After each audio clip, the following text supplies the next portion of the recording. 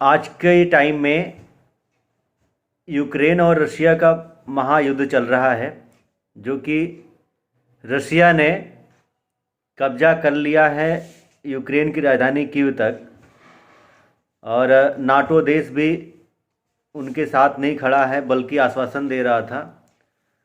और अमेरिका की अगर बात करी जाए तो वह भाषण बहादुर है, केवल भाषण देता है, जो कि इजराइल के साथ हुआ बीच में।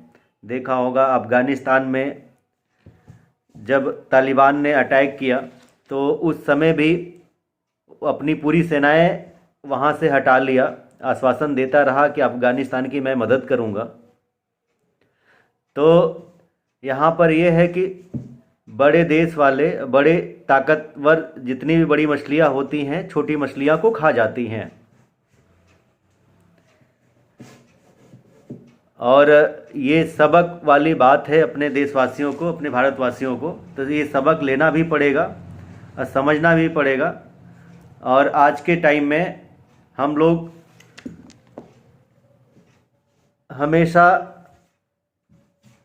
बात करते हैं कि हमारे यहाँ तेल महंगा हो गया है, हमारे यहाँ महंगाई बढ़ गई है।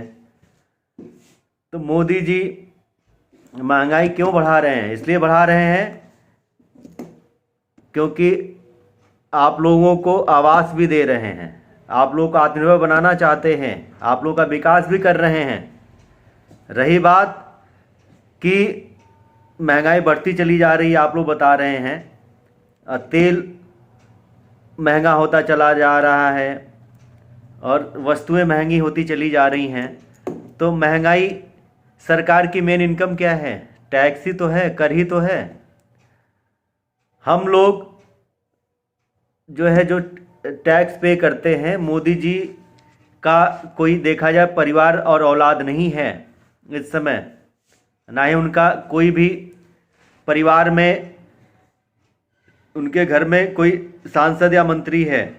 वह देश के लिए कर रहे हैं, किसान सम्मान राशि भी दे रहे हैं, आवास भी दे रहे हैं, 5 लाख तक इलाज फ्री भी दे रहे हैं, और हर घर जल योजना भी दे रहे हैं, ढेर सारी योजनाएं दे रहे हैं। राशन महीने में 2 बार देते हैं। कोरोना काल, अभी पैंडेमिक टाइम आया था तो उन्होंने और यूपी सरकार ने सबको राशन दिया और अभी भी दे रहे हैं। फ्री वैक्सीन दे रहे हैं, जिसकी कॉस्ट बहुत लंबी चौड़ी आती है। आप लोगों को ये पता होना चाहिए कि जो स्टाफ काम करता है, हॉस्पिटल का स्टाफ हो या हमारे साइंटिस्ट हैं या हमारे जो भी साइंटिस्ट हैं जो लाइब्रेरी में काम करते हैं, कोरोना वैक्सीन कैसे बनाया, क्या किया, उसकी लागत कितनी आई, लेकिन आप लोगों को हर घर तक फ्री वैक्सीन पहुंचाई जा रही नहीं पहुंचाई जा रही है। लेकिन फिर भी सरकार के ऊपर आप लोग उंगली उठाते हैं। तो सरकार देश हित में काम कर रही है, राष्ट्र हित में काम कर रही है।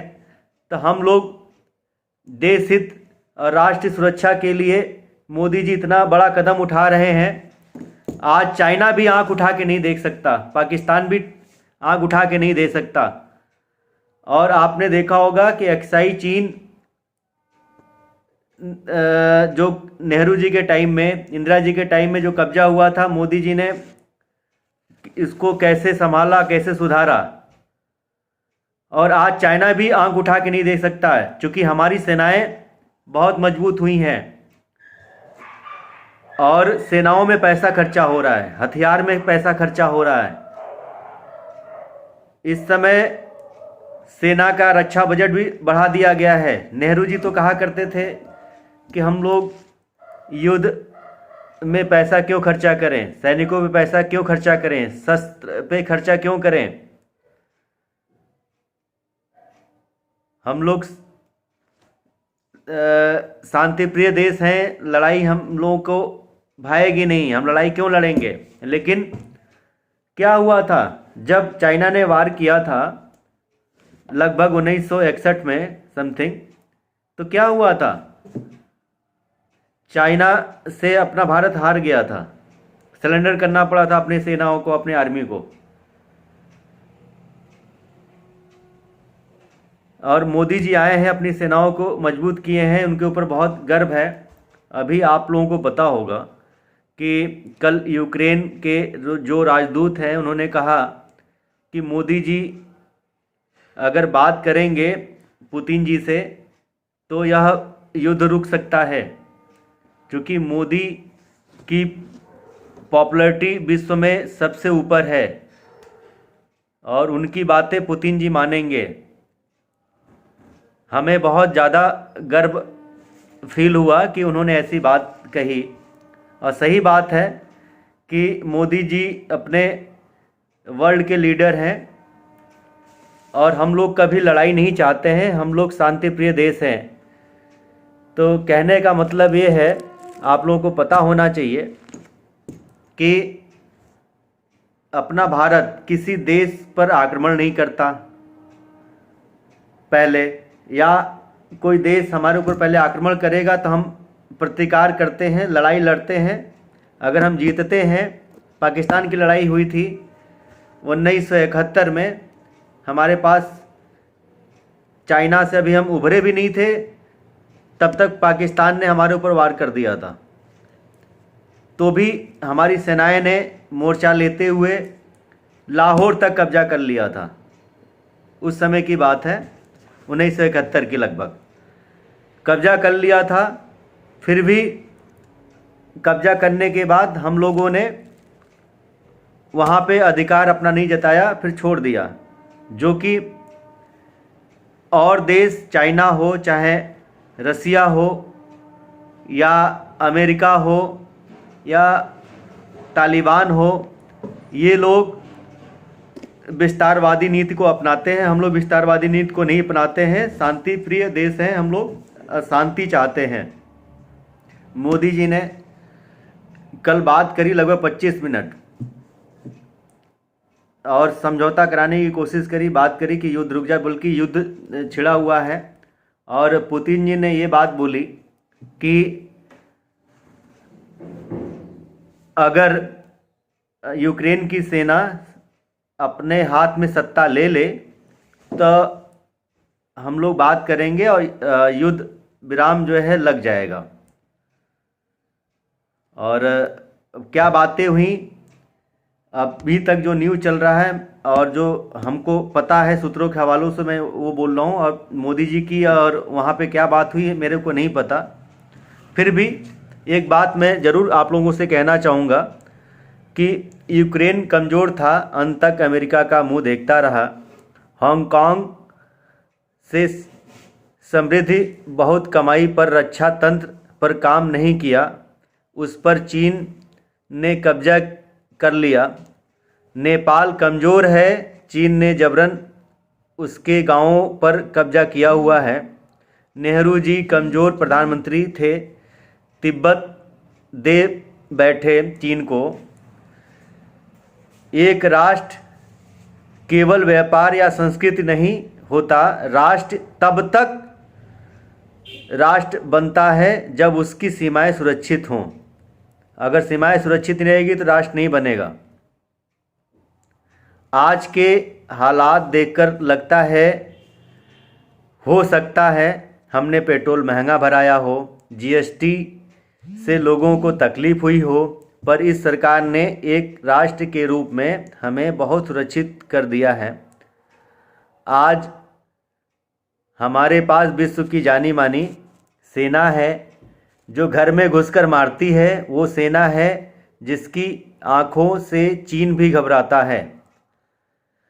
धन समृद्धि तो समय के साथ आ ही जाएगा, पर ये जो राष्ट्र मोदी सुरक्षित किया है या मोदी जी ने सुरक्षित किया है, इसका कर्जदार तो हर राष्ट्र प्रेमी रहेगा।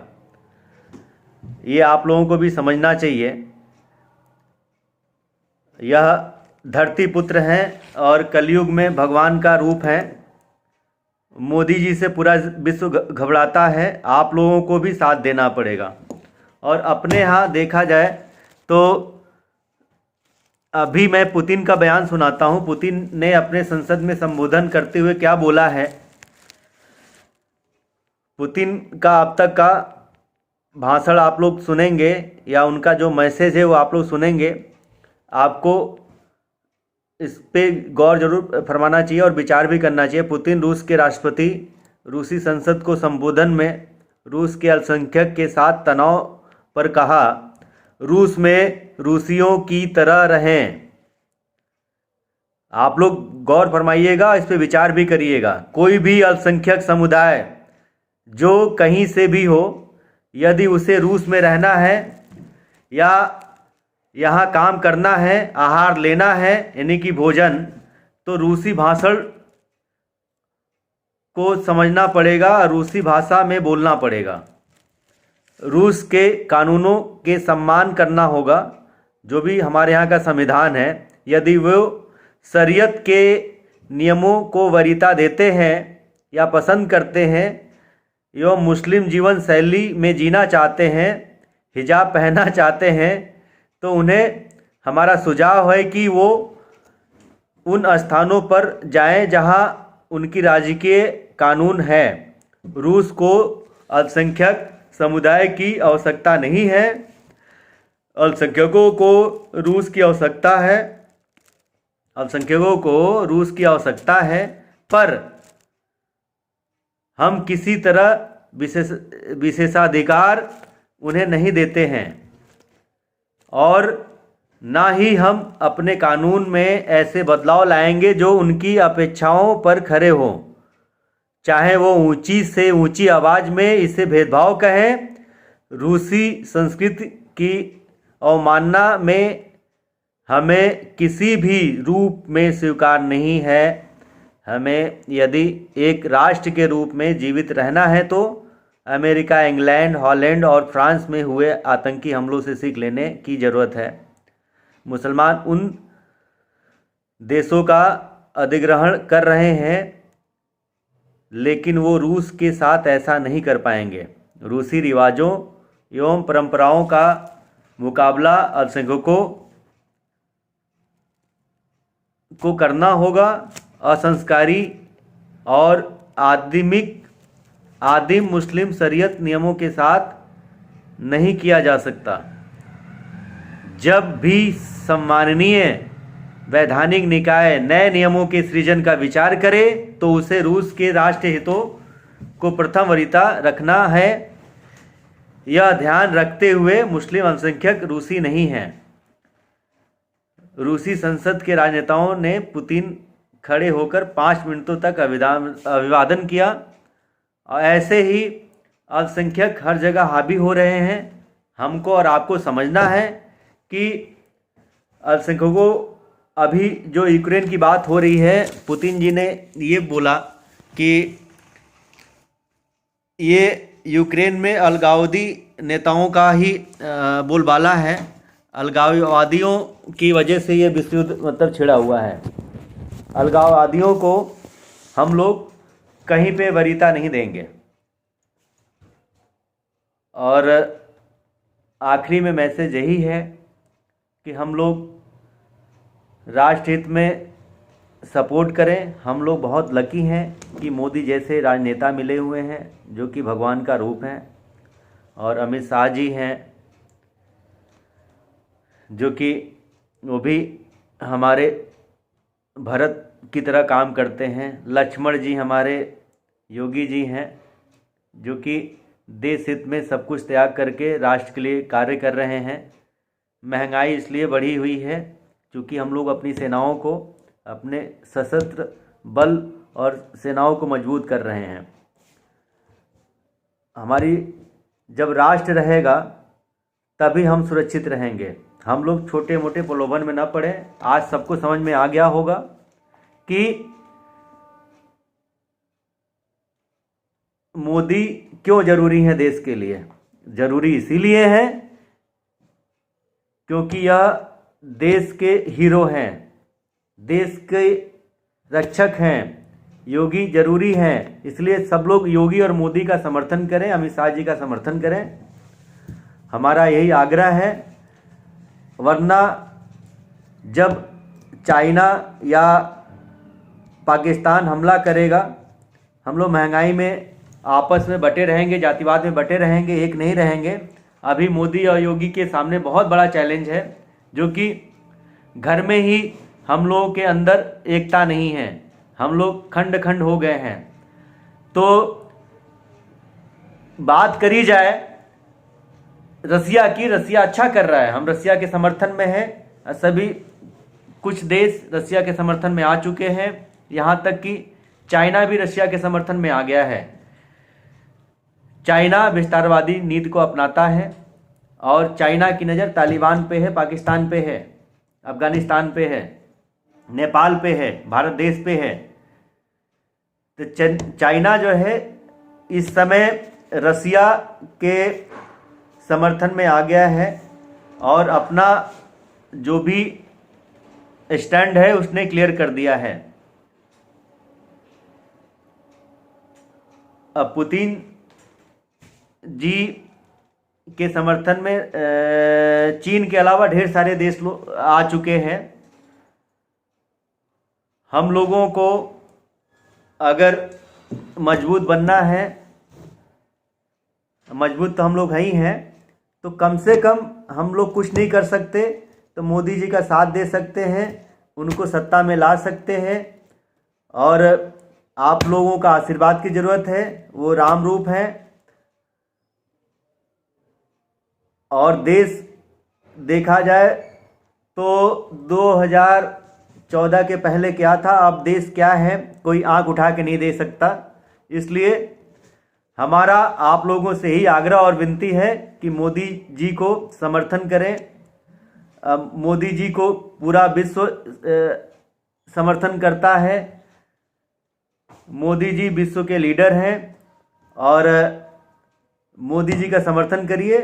मोदी जी बहुत कुछ करेंगे देश के लिए, और जो भी अपना ज़मीन हम लोगों ने गंवाया है, जो कि हमारा अखंड भारत था, तो वह रूस भी कर रहा है अखंड। चूँकि यूक्रेन रसिया का ही पूरा हिस्सा था, अलगाववादियों ने उसको अलग कर दिया है। हमारा भी पाकिस्तान दुश्मन है। 1947 में बंटवारा हुआ, बांग्लादेश 71 में गया। ईरान की अगर बात करी जाए और इराक की बात करी जाए, इंडोनेशिया की बात करी जाए, म्यांमार की बात करी जाए, तो मोदी जी को समर्थन करेंगे तो हम लोग भी रसिया के पद कदमों पे चलेंगे, तो हम लोग उसको प्राप्त कर लेंगे। हम आप लोगों से आग्रह करते हैं, भारतवासियों से आग्रह करते हैं, संपूर्ण सनातनियों से आग्रह करते हैं कि आप लोग मोदी जी का देश हित में, राष्ट्र हित में समर्थन करिए और किसी लालच प्रलोभन में न फंसिए। जब देश सुरक्षित रहेगा तभी हम लोग सुरक्षित रहेंगे। यही मेरी आग्रह और विनती है। आप लोग बाकी समझदार हैं, हमें इतना बोलने की ज़रूरत नहीं है। बस बोलना इसलिए पड़ता है क्योंकि हम लोग सब कुछ जानते हुए भी अपने पर्सनल लालच में फंस जाते हैं और पर्सनल स्वार्थ में हम लोग राष्ट्र विरोधी तत्वों को बढ़ावा देते हैं कि हमारा फायदा होगा। पर्सनल स्वार्थ को त्यागते हुए देश हित में काम करा जाए, यही मेरी आप लोगों से आग्रह है और विनती है। नहीं तो विश्व युद्ध होगा। तो आप लोगों को पता है कि कोई साथ नहीं दे रहा है यूक्रेन का, जो कि नाटो देश हैं, अमेरिका भी साथ नहीं दे रहा है। तो हम लोग भी आत्मनिर्भर बने। मोदी जी आत्मनिर्भर सबको बनाना चाह रहे हैं, एमएसएमई के तहत सबको आत्मनिर्भर बना रहे हैं। जो बेरोजगार हैं उनको आर्थिक मदद भी किया जा रहा है।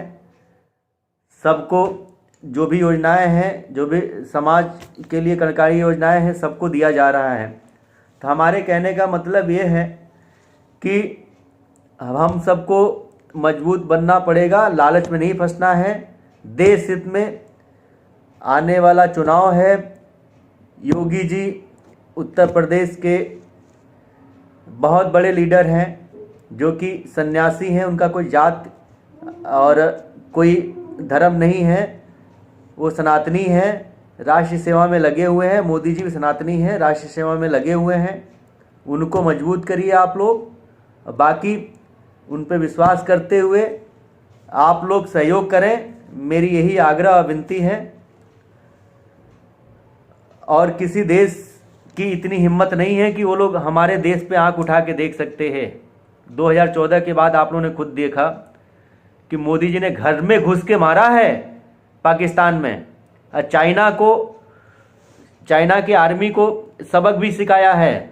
और कहाँ तक जो कब्जा हुआ था, सेनाएं सब तैनात हैं एक्साइज चीन में। ज़्यादा ना बोलते हुए, आप लोग खुद ही समझदार हैं, आप लोग इस पर विचार करें। विश्व युद्ध होगा, इसकी लक्षण भी दिख रहे हैं। तो हम लोग अपने आप में आत्मनिर्भर बने और अपने देश को मजबूत बनाएं। कोई भी